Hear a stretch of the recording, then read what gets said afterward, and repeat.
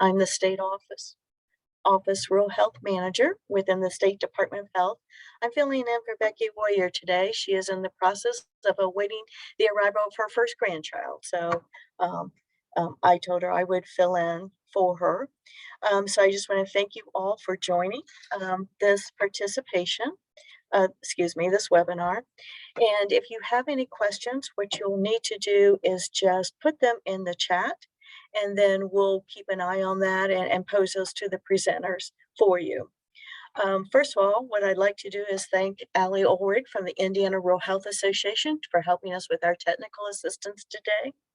Also want to introduce Kerry Dunning. I'm sure you all know her very well by now, but in case you are new to this session, Kerry is a contracted consultant here with the State Office of Rural Health who provides swing bed expertise. She's worked with the State Office Rural Health Office for the past couple years and has shared a wealth of knowledge with our hospitals.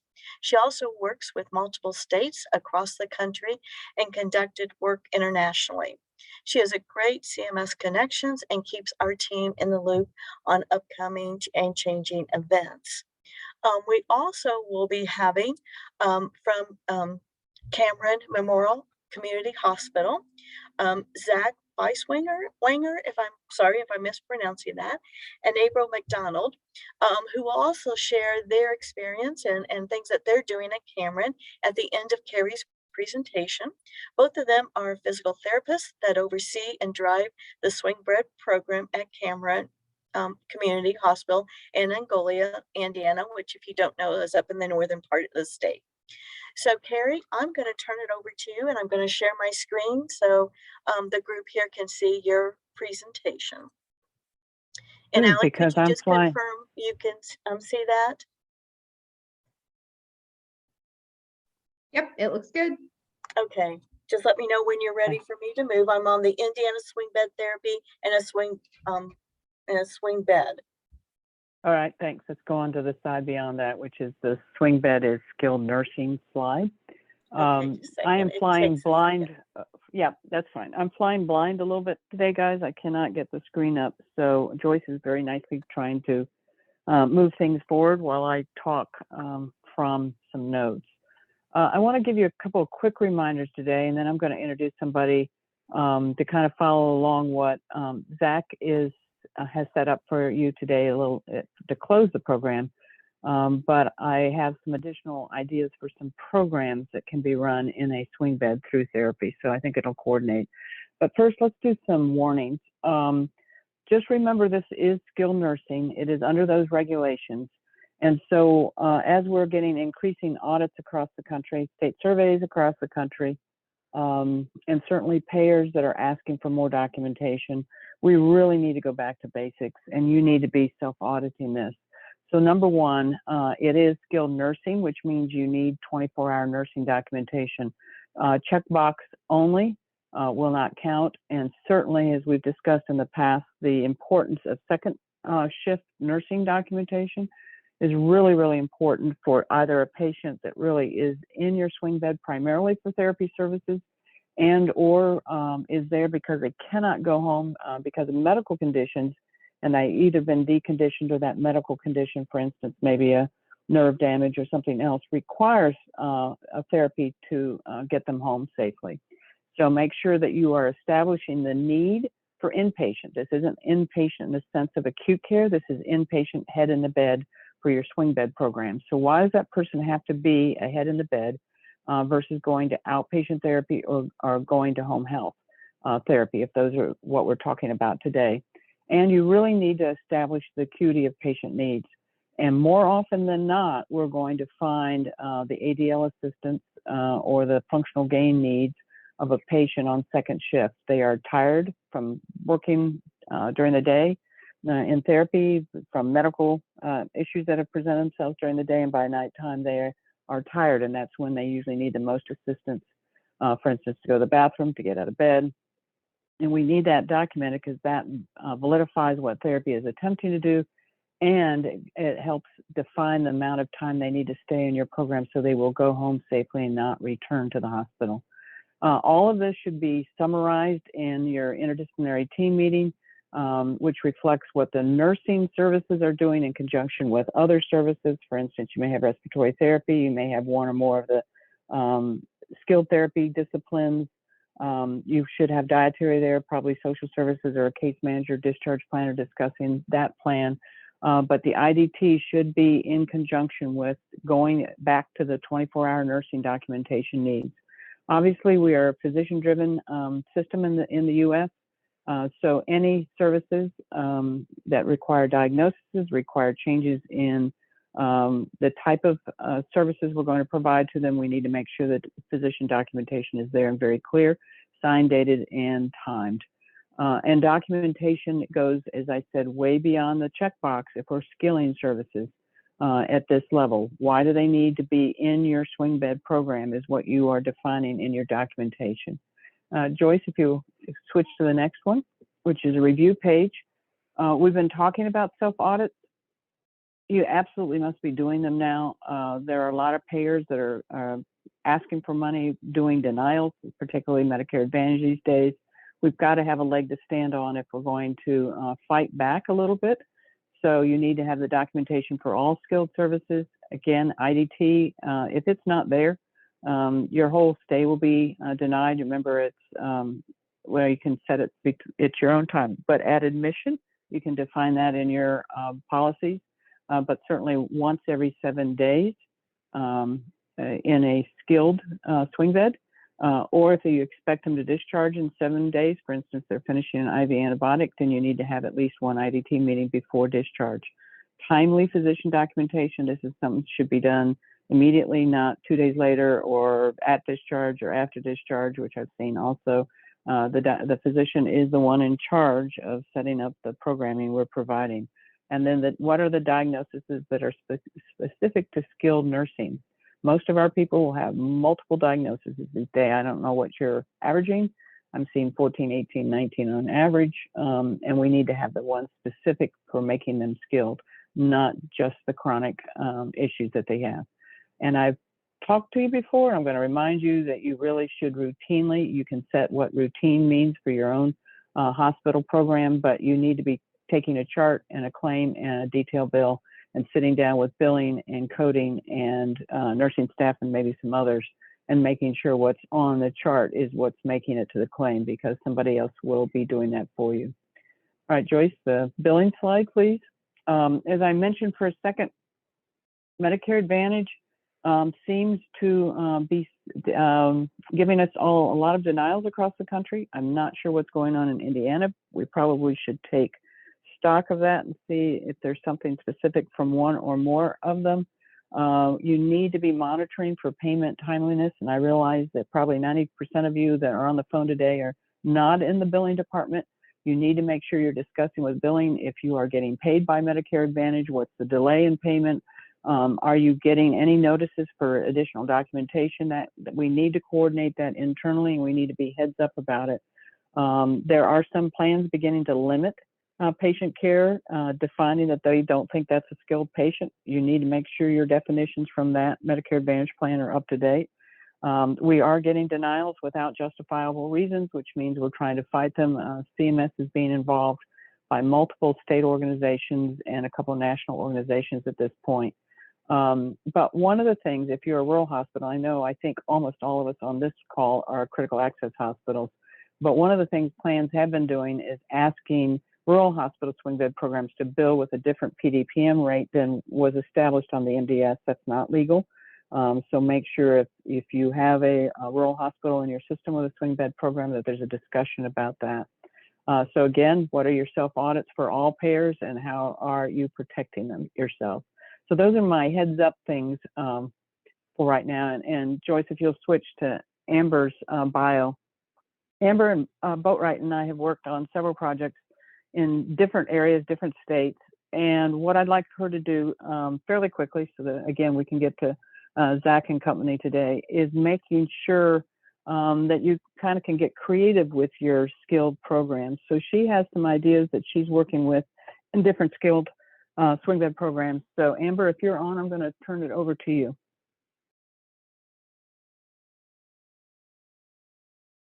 Anybody know that Amber's there? Joyce, Allie, can you see her?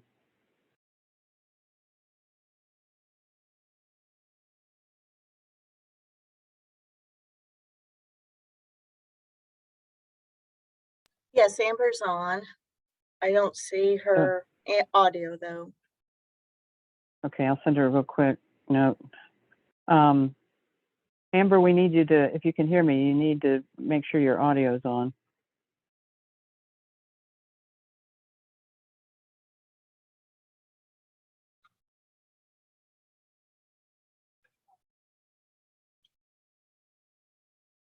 Amber, we may have some trouble here. We both seem to be having trouble getting through today for some reason. We're even in different states. I'm working on the back end here. I see Amber. It looks like she's muted. All right, I've clicked the ask to unmute a couple times. Oh, there she is. Perfect.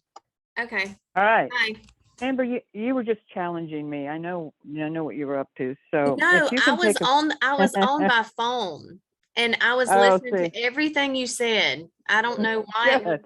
I don't know why it would not let me talk to you over my phone, but anyway, I was here There on we go. both. All right. So if you can just take, your 10 minutes or so and give us some highlights of some of the programs that you are recommending in Swingbed programs. I'm going to let everybody read her bio, but she does have a doctorate in PT. So again, combining all the disciplines and getting creative with what we can do in a swing bed. So Amber, if you want to share some of the ideas, I'd really appreciate it. Yes, absolutely. So like Kerry said, I am a physical therapist. I currently work in Southeast Georgia, if you can't all tell by my accent.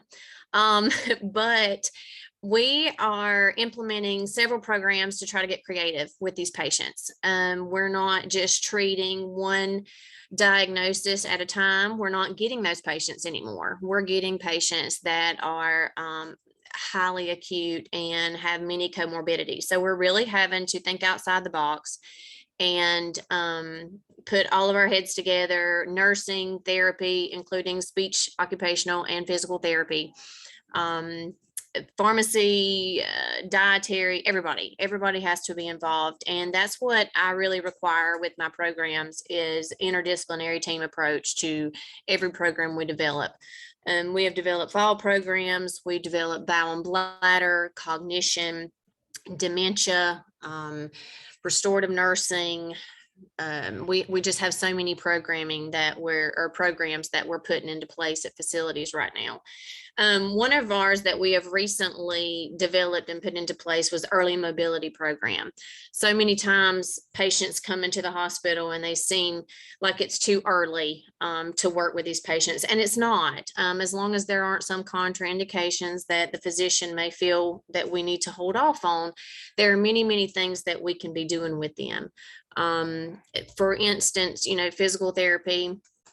If we're to the point where it's just passive range of motion because they are, still in a coma, if you have patients like that, not everybody has patients like that, but, nursing we can initiate a passive range of motion program with nursing, positioning, things like that. Once the patient is able to start participating in active assistive, active range of motion, we come in and start doing those things. So we want to get our patients up and moving as early as possible.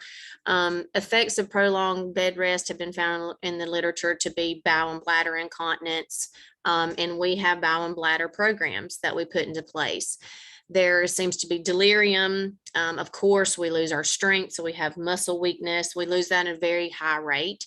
So we want to make sure that we are preventing loss of range of motion and trying to prevent atrophy as much as possible. Our energy is depleted, so we have low functional activity tolerance, and we want to make sure we're working on that as well.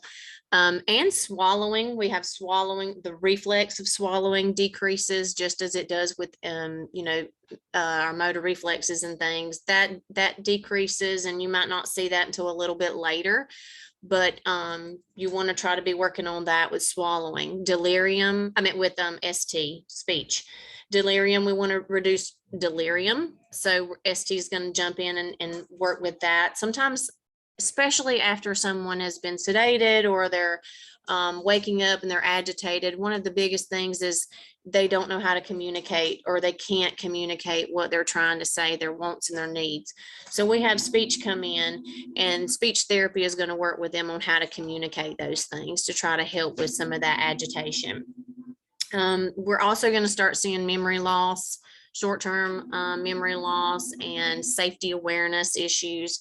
So we have to really work on cognition and placing speech therapy in with those patients early on as well. I do want to make sure that everyone knows, when we're accepting these patients, we do have to provide them with what they need. And so speech therapy is one of the things that we have to be able to provide these patients. Another thing is we provide home evaluations. Home evaluations, I believe, are huge for swing bed programs to be able to determine, if someone is safe to go home. We send in a physical therapist or an occupational therapist.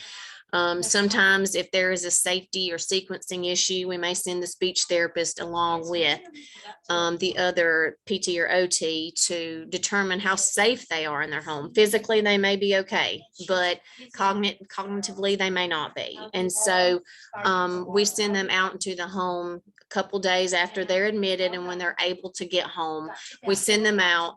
And we want to determine if there are modifications that need to be made in the home. There may be a specific place in their house that they can't get around, or can't enter, can't exit, things like that. We want to make sure that we're in there and make sure that it's going to be safe once they get home, that they can manipulate through their house, up and down steps, things like that. So we have implemented home evaluations. And our policy is to complete them within a week of their admission at some of our facilities. So that's another thing. And then documentation with nursing. I know Kerry spoke a little bit on documentation, but what we do as well in our facilities is we communicate with nurses, just over communicate, probably, if that's even a thing. But they're the eyes and ears when we're gone. And therapy, we're there 2 hours, with the patient, 2 to 3 hours at the most. So we really have to work together. We have to make sure that our nurses are getting our patients up and moving when we're not there. What I hate to see the most is when we're working hard on transfers and we're getting someone to a bedside commode, they were on a bedside or a bedpan. And when we're not there, therapy's not there, nursing is just leaving them on the bedpan. And we don't want that. We want to make sure whatever we're doing in therapy is carrying over to nursing, and then we're all working together for the goal of getting our patients home or to their next level of care at a higher level of function and safely. So we want to make sure that we communicate with nursing, and that they are, following through with our treatment plans. As we move somebody from max assist to mod assist that day, we want to make sure that we're talking to them about that. And if there are certain cues you have to provide or things like that, certain safety precautions, we want to make sure that we're talking with nursing about those things so that we can continue to follow through that process and get them get their goals met. So with the early mobilization, outcomes are improved, patient outcomes are improved. We have decreased days on the vent if you're taking ventilator patients. We have decreased lengths of stay. We have decreased in rehospitalization admissions, and the patient outcomes are just better as far as their functional outcomes. So decreased risk for re-injury, things like that. So we're putting in a lot of programming that just kind of helps you think outside the box. And with our fall programming, there are things that we're putting in, things that are, lights, different sensory lights, and a dark area. We're making room modifications. We're making home modifications. But we're treating the whole body. We're using a holistic approach, and not just that hip fracture or whatever the situation may be. We've really got to get everybody involved to meet these outcomes. Thank you, Amber. That was a mouthful of lots of things. So I'm going to take a second here, Joyce and Allie, and see if there's anybody who has some questions specific for Amber. I think we still have time to leave enough for the other presentation. Sure, I don't see anything in chat at this moment. If anybody has Okay. any questions, please go ahead and post them in chat. We'll be happy to read them. That's perfect. So Joyce, let's move on to Zach and let's hear what they have to say, please.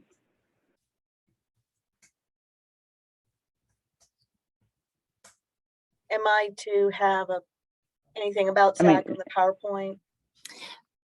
Hi, this is April from Cameron Hospital. Hey, April. Thank you. Hi, we do not have a... I'm sorry. Just fill in a little bio on each of you because we don't have a slide either, and that will give the people some ideas of your background. And then just go ahead. As you're going to do. Zach is not able to make the meeting today, but he is the director of our program. He has been a physical therapist. I think over 10, 12 years, he's been a therapist. He started out at Lutheran as their rehab manager there, and he has now moved up to Cameron and has taken on a greater role and really developed our Swingbed program here. And then myself, I have been a physical therapist for only about 2 years. I was a teacher in my previous life. So I have just kind of moved into this coordinator program position within the last 3 or 4 months. So it's still relatively new to me. But in speaking about the role with physical therapists is in this coordinator position, basically everything that Amber was speaking to with what we address as physical therapists, we are able to utilize all of that knowledge that we have to assist with increasing our patient outcomes. And Becky had relayed a couple of questions that a lot of facilities were asking. So I'm just going to kind of speak to those things of just a little bit each. And then if there are any more questions, you can go ahead and put them in the chat. Or if you have questions that I can't answer, since I am relatively new, I will make sure that I ask Zach and then relay the answers back to you. So there was a question about good documentation and how to address that. So with as far as physical therapy goes, we really want to make sure that we're creating a clear picture of the patient's functional ability within our Swingbed program. We have had some issues on occasion with insurance denials because there wasn't what they felt was a need, and a lot of it had to do with documentation. So as physical therapists, Zach and I have both had discussions with our therapists as to what insurance is looking for and how to create a clear picture with that documentation so that we can have all of the services provided to those patients that they need. Talking about why do they need a particular level of assistance, as Amber mentioned before, and also as Kerry has talked about, why is the patient here? Why do they need this skilled service? Are they having deficits in their balance, their strength, their endurance, their range of motion? So making sure that all of those things are clearly documented and written out. There was another question that Becky had relayed about best practices around rehab for skilled patients and how that it can be different for those patients that are just in our acute care setting. So we really try to emphasize that should be a focus on function and the patient's goals for discharge home. So trying to take away some of the focus from the TheraX exercises. Unless the patient is here to rehab a knee or a hip, then we do incorporate that. But we really want to make sure that the patient is able to complete those functional mobility tasks of getting in and out of bed, up and out of a chair, up and off the toilet. Are they able to do stairs in and out of the home? If one of their goals is to get back to gardening, are they able to get down onto the floor to simulate getting down onto the ground and back up again? So really trying to make sure that the goals that they have at their initial evaluation, and also in my documentation that I complete as the coordinator, that those goals are clearly set so that their plan of care can revolve around that and making sure that those goals are reached by the end of their stay. We want to make sure that we engage our patients in their plan of care throughout the rehab stay. So, once they start to reach some of those goals, we want to progress those, and we want to make sure we're having those conversations with the patients to say, okay, we've met this goal. What's our next step? What do we want to do now? How do we want to challenge them further? And we challenge our staff to also progress those, to progress those goals to meet the patient's needs. Another point that I wanted to talk about was the strategies to engage the care team. So it's crucial that we have all of the members of our IDT all on board, and that everybody works well together. Our nursing staff is just vital to taking care of our patients. Like Amber mentioned, they are with them more than we are. They see the day in the day out and the nighttime and all of that. So it's extremely important that we have a great rapport with our nursing staff and all of our therapy team and doctors as well, that we have excellent communication, that we provide that education for them. So Amber was talking about, making sure that we educate our nursing staff. If we're working on transfers and we have gotten to a certain level, we want to make sure that nursing staff knows and the tech staff knows how to complete those transfers. So as someone who's in this coordinating position, I can look at all of the different patients and see where they are in their level of care, and being kind of an assistant to our therapists and making sure that nursing staff understands, since our therapists may not always have time to complete that education because of the knowledge that Zach and I have, we are able to assist with that education, be it precautions or how to complete a transfer safely, how to do self-care in the bathroom or what have you. Because we have that knowledge, we're able to assist with that. I also try to make sure that I'm an active part of the team. So not just telling the nursing staff what I want them to do or my therapy staff what I want them to do, but being an active part of that and being in the patient's room and helping where I can.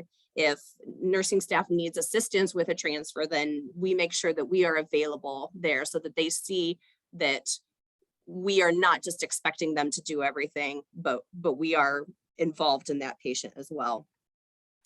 And then as far as just a PT perspective, just some general thoughts on that. Physical therapists, we're more rehab minded. And that is one of the primary purposes of the Swingbed program, is to rehab these individuals so that they can go back home or back to the nursing facility, wherever they were coming from, at their prior level of function, if not at a greater level of function.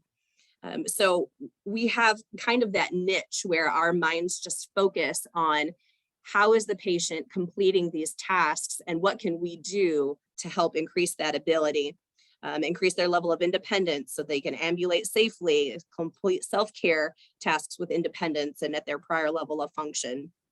We can look and see what the deficits are and be able to help not only our nursing staff, but also our therapy staff be able to create an appropriate plan of care so that we can efficiently progress the patient towards their goals. And we're also able to recognize when things aren't working. Sometimes as therapists, we can be a little short-sighted, if you will. We're focusing on one area of the patient, whereas myself as a coordinator, I can look at more of the whole picture and say, yes, I see where you're coming from with therapy, but we also need to take into consideration, what's going on medically and what's going on when the patient goes home. Their home setup is like this. So I'm able to offer that whole picture perspective with our therapists and with our nursing staff. We can help our therapists to assess the progress the patient is making. If they're having difficulties with progress, we can be, again, that outside perspective that says, hey, well, let's try this instead. Or, I had experience in this, let me help you with that, just to get more minds to create a better plan of care to have better patient outcomes. We can stay apprised as to everything that's going on with the patient, not only medically, but with therapy, to, again, look at that whole picture. We challenge our staff to progress the goals, again, as the patient needs. And then again, with our follow-up phone calls with our patients, when they talk to us about the different things that they're doing at home, we are able to dig a little bit deeper into those functional tasks Whereas a case manager may breeze over a comment that a patient makes about, that they tripped the other day. And we can look a little bit more into it and say, well, why did you trip? Why did you have this near fall? Is this something that we need to address? Are you getting all of the services that you need to have to make you safe at home? So that's kind of my little gist that I had. So can I ask a question of you? Because I think part of what's unique here, what Becky was looking at, since she's not here, I'll try and read her mind, is how the coordinator role came into place. We're used to nursing coordinators for swing bed programs. We're certainly used to therapy directors or team leaders, et cetera, working with nursing coordinators. So how did this role come in place at Cameron? I think it was out of necessity. Zach came into the position before I was here at Cameron. But I think that it just came out of, they didn't have somebody who was strictly in charge of that, or the person left. I would have to ask Zach exactly how that came about, but. Well, and then I guess the other question then is the coordination between nursing and therapy is something we discuss all the time, both sides individually and both sides together. How does that work at Cameron? Do you feel like nursing is getting the extra assistance, understanding, et cetera, of therapy that they need, and that's making them fairly comfortable with how you're working in the coordinator role? I'm putting you on the spot, of course, but. No, you're absolutely fine. You're fine. I think it was very beneficial in my position, because I started here as a therapist. So I was working directly alongside of our nursing staff, helping with the patients one-on-one. And then when I moved into this position, they already knew, that I was someone who was going to be part of their team. So yes, we do. They jump right in, and they are very open to the education that we provide to them. And they are very willing to ask us if we have a patient comes in who, they haven't had a lot of experience with, say it's spinal precautions. They are very forthright with saying, we're not familiar with this. Can you tell us what these spinal precautions are? Can you show us, how the patient needs to move, how the patient shouldn't move? So they're a very open group, and we really haven't had any difficulty with them participating with the requests that we've had in order to help our patients progress. That's great. So let me ask one other question, because I think we're in a period where we are either swiftly changing or being drugged along in a change, where our knees and hips and so forth, as you're well aware, I think everybody on the phone is, CMS went back and forth a year ago about whether they were inpatient, outpatient types of patients. And we may have a waiver in place now, but it will not be there most likely forever. I can't be prescient about it at this point because CMS throws its curveballs. But when we're looking at the types of patients that you're capable of taking, the coordination between nursing and therapy, how does that help you take more complicated patients, therapy types of patients? I think because we do work as a good team, we work very closely together, that they do trust the judgment, that we have.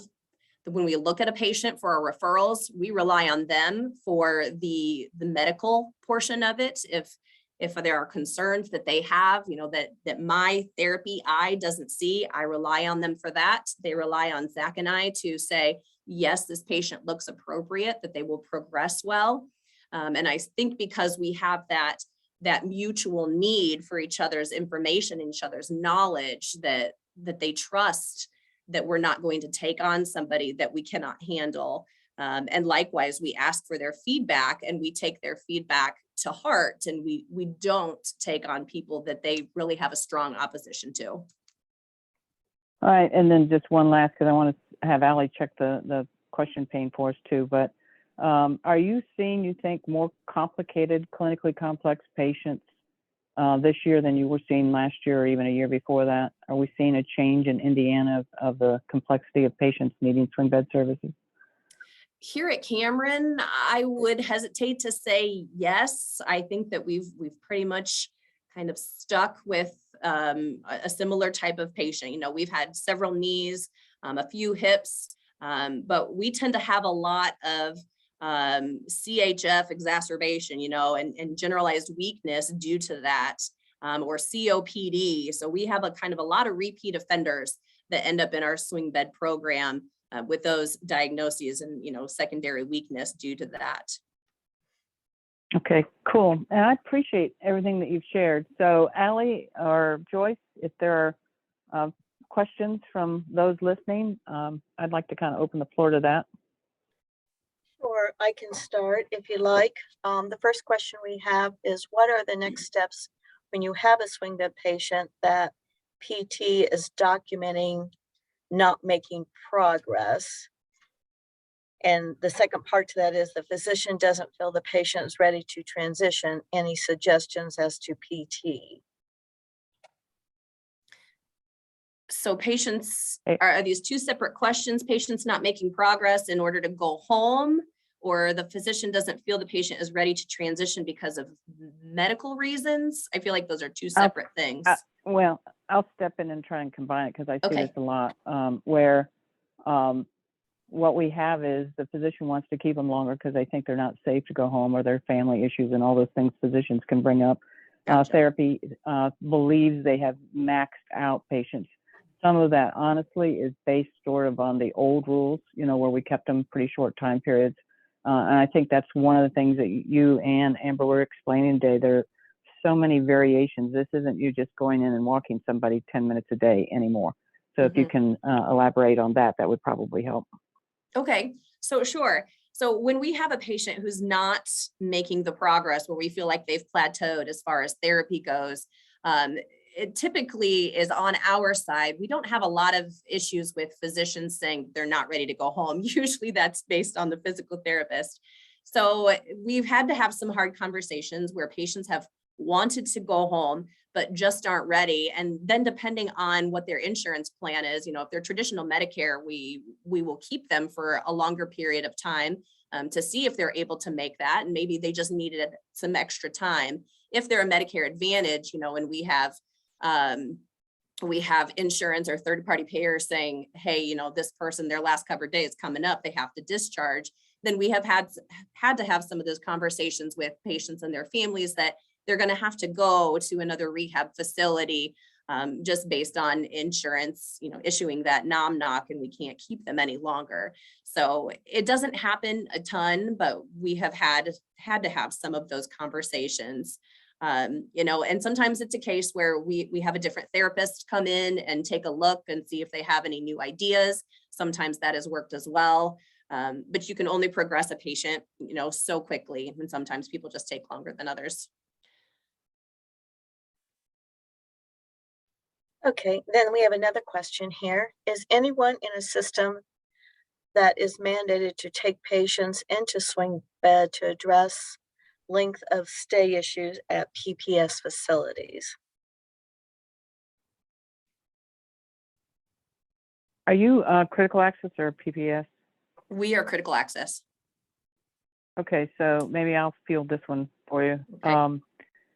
The length of stay, first and foremost, always we have to really look at the clinical needs, and so that is the therapy team, that's nursing team, and as April's brought up, and Amber brought up also, we have to have the whole team. So that's that IDT, the importance of talking there with what the patient needs, involving, obviously IDT is supposed to have a physician there, so the physician's involved in it. That's the first priority. To kind of piggyback on what some of the other part of the other question is, we can have patients that just don't want to participate, and that's where it's very, very important to get the family or others involved immediately and let them know that they're going to have to go home. We can't keep them unless they are participating in the program that has been developed for them. So when we get into the PPS and critical access, in theory, I think in reality, but in theory, there should be no difference between the swing bed length of stay of those two. What does make a difference in the length of stay is often because of critical access and the way they're reimbursed, they often will end up taking more complex patients than PPS programs. And that means by virtue of that, the length of stay can be longer. Length of stay has to be set by the team, the expectations, the patient involvement, and those things that you guys already know about.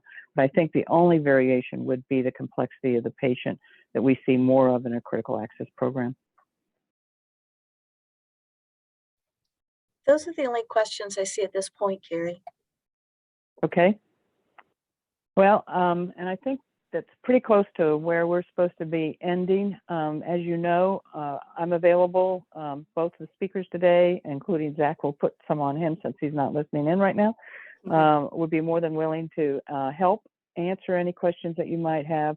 What I really hope comes out of this program is that you sit as an entire team, but look at how you're going to evolve your program as we move on. We have an aging population. We certainly have a population with more comorbidities coming along, and then when they're in the hospital, it's harder each time they have to go in the hospital for them to return to prior level of function. I think we're going to have to get creative, and some of what you've heard from both of our therapists today is it is a holistic approach to how we're going to get these guys home and keep them at home as long as is physically possible for them. So if you have any other questions, don't hesitate to let us know. Becky will come back down to ground level, I think, after the next couple of days, and you can check in with her if we need to follow up with anything. So Joyce, I think if you want to summarize, that's all we really have to do for today. Okay, well, thank you all for participating. As Kerry said, if you have any questions, feel free to reach out to Kerry or to Becky Warrior, and she'll be happy to coordinate any information you have. Are there any last questions before we call it to a close? And you can unmute yourself if you like. No last questions, but I will put my email and also Zach's email in the comments. So if you have any questions in the future, we would be absolutely happy to address those. Perfect. Thank you. So I'll wait for those to go in before we close it out. Oh, there is a question. Can we get the slides? Kerry, this PowerPoint is usually sent out to all the invitees, Correct. right? Okay. Yeah, correct. So Becky will be sending that out soon. Yeah. And then Allie, do we do is the recording also sent to Becky, I assume? Yes, once I get it posted, it goes to Becky, and I believe she sends it out with a summary and possibly the slides as well. Okay, great. So we'll be taking care of that for you in the next few days. Anything else before we close?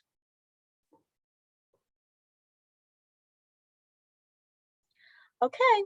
All right. Well, thank you all for attending. Thank you, Kerry, for coming on, and all the presenters, and everybody have a great day.